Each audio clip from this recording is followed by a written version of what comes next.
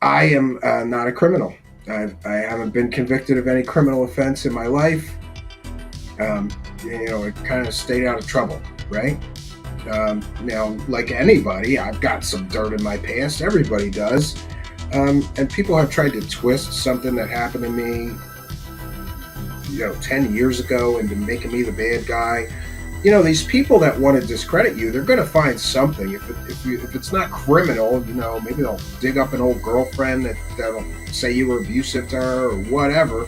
We see this sort of cancel culture is out the wazoo now. It's easy to discredit people.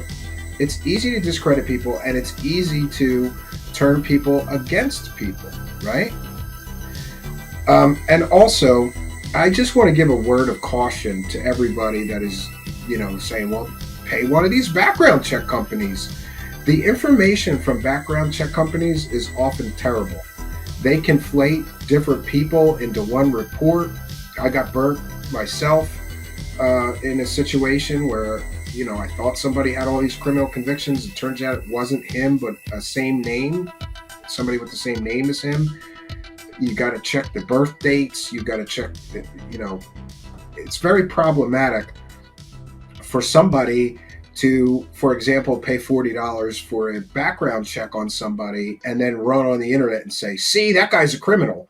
What I would caution anybody is if you do that background check, they're $40 or $50 on the internet, you got to find more sources. So once you get the background check, if it says somebody is a criminal, you better call the court that criminal case was resolved in and verify that person's name, date of birth, whatever you can to make sure that information in the background check is accurate. I'm not supporting or defending anybody's past criminal activity. However, I just want to caution everybody that those paid background checks, there's tons of them on the internet. Go look up, background check, a Google background check. You'll find hundreds of companies that will give you a report on somebody. And I used some of those. I thought the one I was using was reputable, but it turns out that they conflate two different people into one report. And you're looking at this thinking that this person is the scum of the earth, but it turns out it was somebody with a name similar to him that's the scum of the earth, not him. So you just have to be careful. And especially when you're going to call some, reveal information about somebody, I would not want to wrongly accuse somebody of being a criminal. So for me, I'm going to be very cautious about anything like that going forward. I mean, and the other thing is it relevant? For example, if somebody pled guilty to a fraud-related offense and then they're selling fake information, I think it's relevant to talk about that. They're selling fake stories. They're selling fake alien information that's not true. And they have pled guilty to a fraud in their criminal past, then I think it's relevant. But just because somebody asks inconvenient questions to Lue Elizondo, maybe some people who are asking questions had some kind of, problem with an arrest in their past. It doesn't automatically, I guess I would take each situation on a case-by-case basis, right? But to go throwing around terms like wife beater when it's not, I would never do what this Lou from UCR did. In fact, I think he handled it extremely poorly. If an anonymous person came to me, or not anonymous, let's say if any of you, a show viewer came to me and I was having a guest, we'll just use Goofon for an example. If Goofon was coming here and one of my viewers said, ask him if he beats women or was arrested for beating women.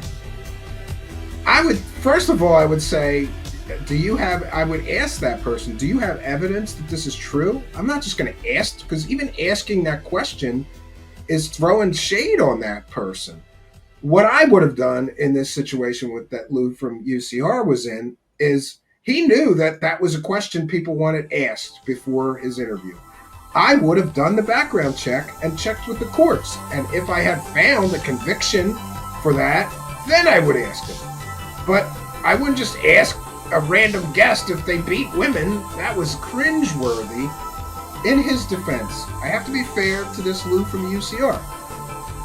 He's not a journalist, and neither am I. I'm very fortunate, though, in that I do happen to know a few real journalists. So, if I'm not sure how to handle a situation like that, I can pick up the phone and ask at least two different people that are real writers in newspapers, real journalists. Like, what's the proper or the ethical way to handle this situation? I don't want to not ask the questions that my viewers want asked, but when you get into wife beating and criminality, I think it's a big, it's a can of worms that you shouldn't open unless you have to. Lu from UCR could have just as easily did some research and found out if there's any proof to these claims that people have made about that person before asking the question.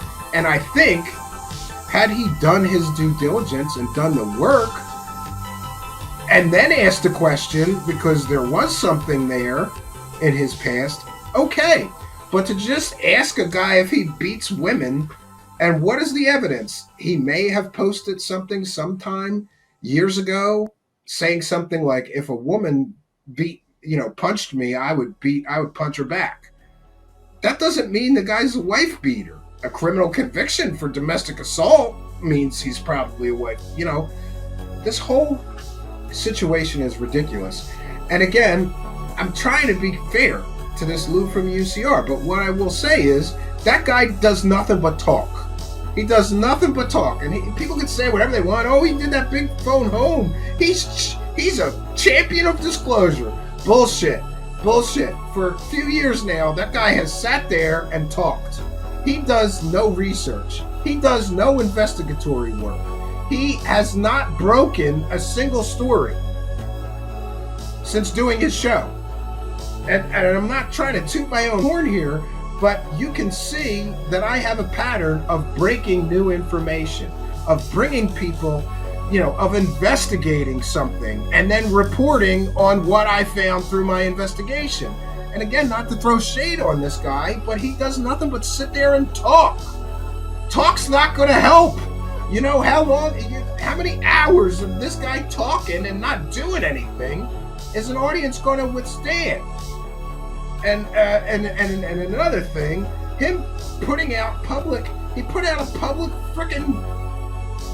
one of his private messages between him and Lue Elizondo out there on Twitter that talks about the Felon 5, and then my name is mentioned at the end as being nuts or something.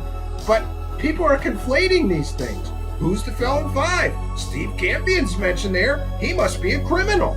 So thanks, Lu, you dumb dickhead, because I've had to answer people telling them I'm not a criminal all week long because you did that. You could have redacted that. You could have blocked out my name if I wasn't one of the Felon 5. And that's another thing. Where's the list? Show us the list, Lu, of who Lue Elizondo is passing around this list. These guys are all felons. They're criminals and wife beaters. Don't not release that list and then put my name, inject my name into it, because now I'm an asshole criminal in some people's eyes, thanks to you. And granted, I have a lot of detractors. I got a lot of haters. So when they see something like that, they're going to jump to a conclusion. Yeah, like, oh, we knew Steve Campion was a bad person. Now we know he's a criminal. That's one of the emails I got. I knew you were a bad person, Steve Campion. I knew you were a piece of shit. And now I know that you're a criminal, thanks to Lu Jimenez, whatever his name is, from Unidentified Celebrity Ass Licker Show. Thanks. That was really great of you to do that.